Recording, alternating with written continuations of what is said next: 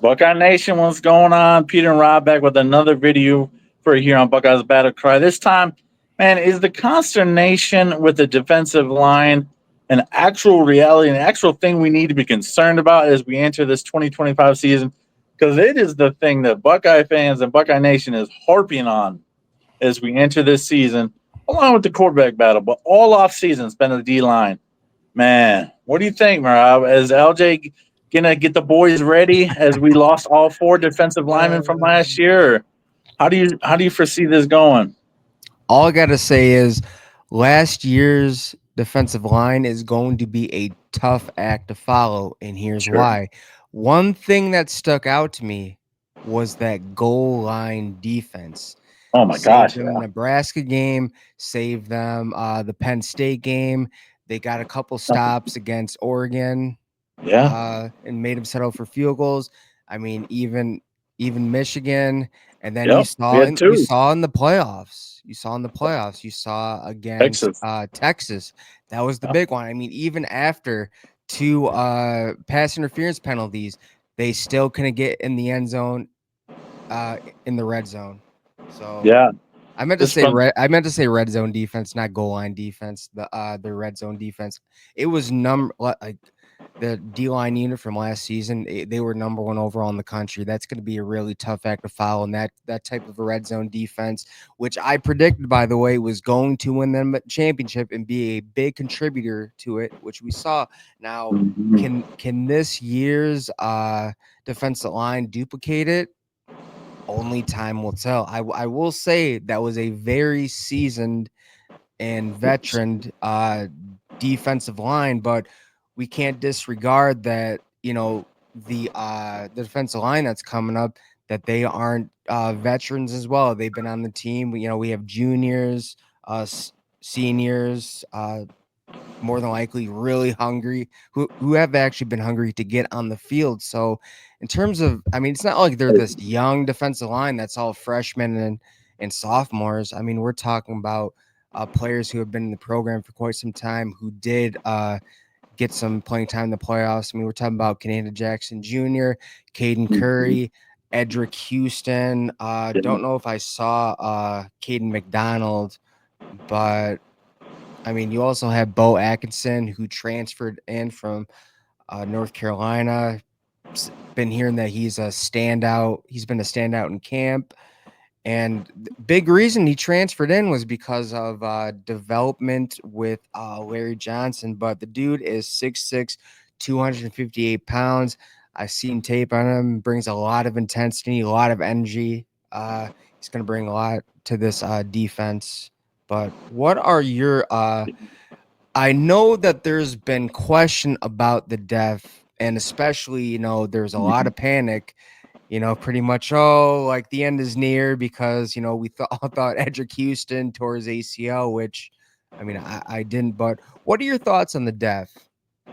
Well, that's the thing. I mean, our starting four is going to be elite. It is going to take a minor step back from last year for sure. There's no question about it. But in terms of the depth, man, I mean, you got to look at the position groups and their recruiting rankings. These guys were not far down the list. They weren't, 3 stars that we're bringing in. When you talk about the starters, obviously at the edges position, let's talk about the edges first. We've got Kenyatta Jackson and Bo Atkinson, like you mentioned, as the 2 stars. Kenyatta flashed last year, had a couple sacks, and showed his athletic ability. So you've got penciled in as the 2 starters. Actually in ink, I would say Kenyatta Jackson, Bo Atkinson, and then behind them, you've got another guy that played a decent amount last year was Caden Curry. Um, and then we also brought in Logan George from Idaho State. He probably won't play too much this season. And then CJ Hicks, a converted linebacker to defensive end now. Obviously, we're hearing good reports. It's things that we've heard about him every single offseason. So I'm a little hesitant to buy into the hype myself. I know you might be a little more bullish on him. And I think this might be his more natural position because he was taking poor angles of linebacker. But when he put that nose in the ground and is a strict rusher, we even saw it at times last season, he was getting to the quarterback. Yeah, I mean, all I got to say is I'm pretty sure Abdul Carter or was a linebacker He and was using the edge position. And then, we saw that he went top 5 overall in the terror. draft. All I'm gonna say is that maybe more than likely CJ Hicks wasn't meant to be a linebacker. Not very disciplined, Sure. couldn't digest the play in a reasonable manner, reasonable time. Just late to the ball or just was pretty much went rogue. So we're Yeah, gonna see how Matt Patricia uses CJ Hicks, but man, it's so hard to tell, man. And we've seen him at the spring game. We've heard, oh, he's this freak athlete, but freak athlete just doesn't transfer to playing disciplined ball and exactly. just being able to have that knowing, where just like Caleb Downs, dude has a high football IQ, Whew, sniffs out no the play kidding. before the ball even snaps.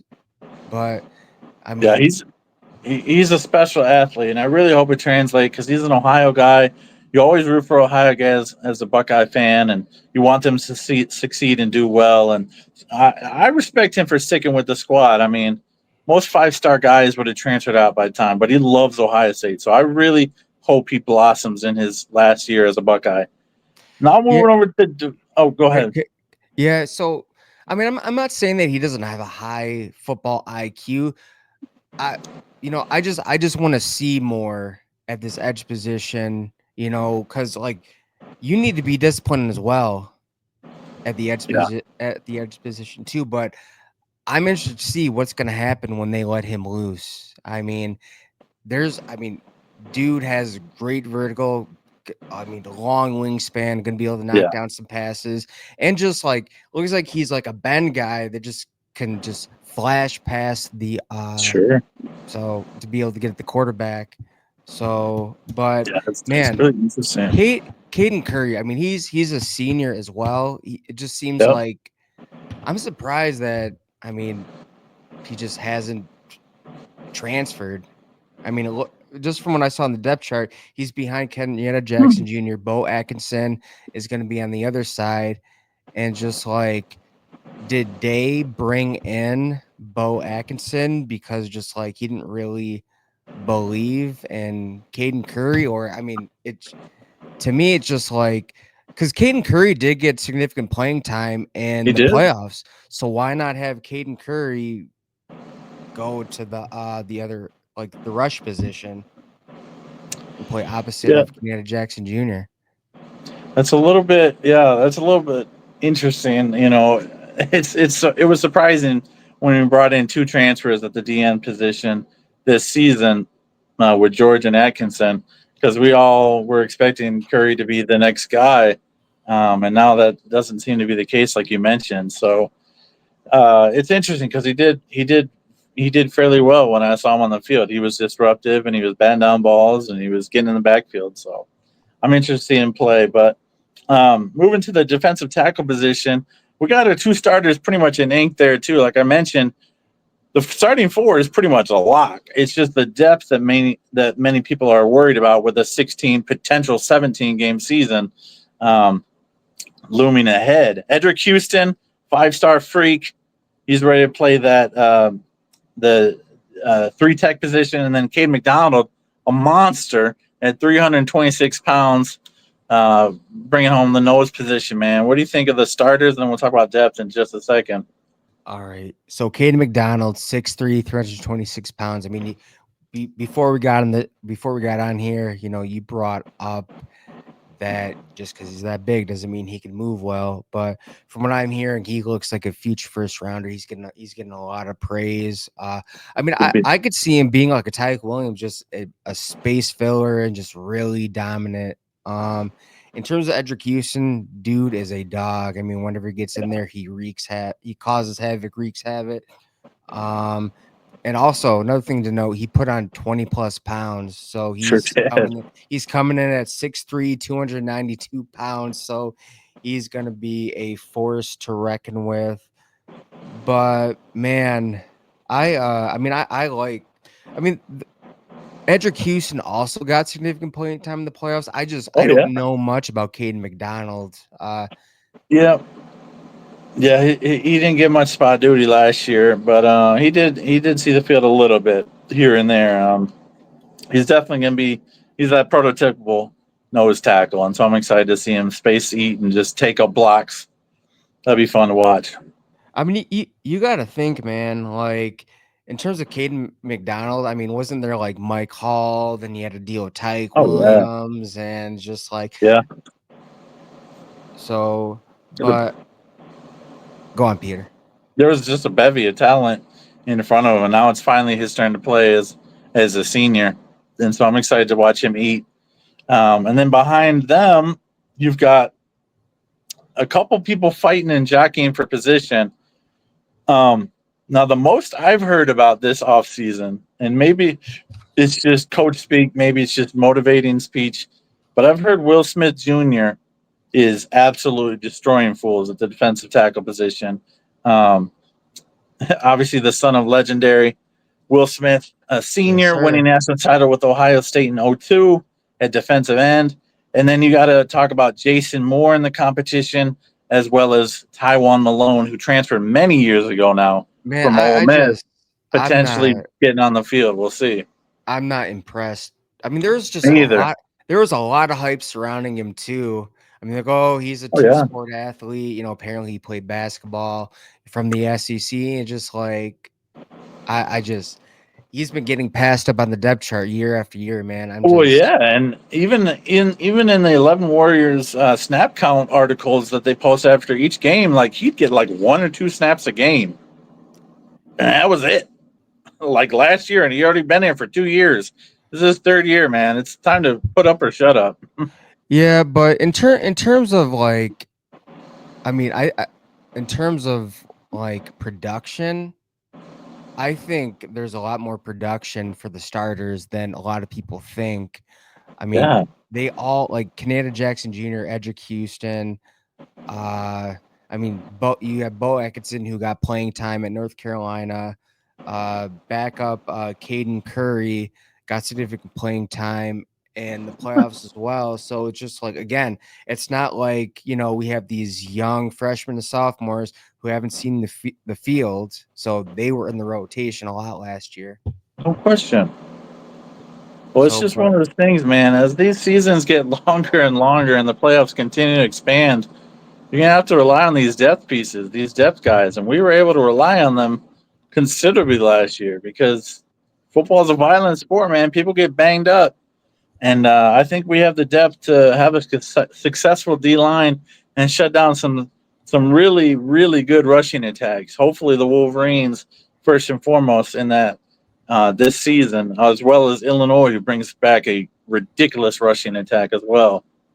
And then of course Texas are going to be tested as well versus the Longhorns, despite having to replace 4 of their 5 starters on the offensive line. They're still going to be tested by a talented group from the Longhorns in Austin.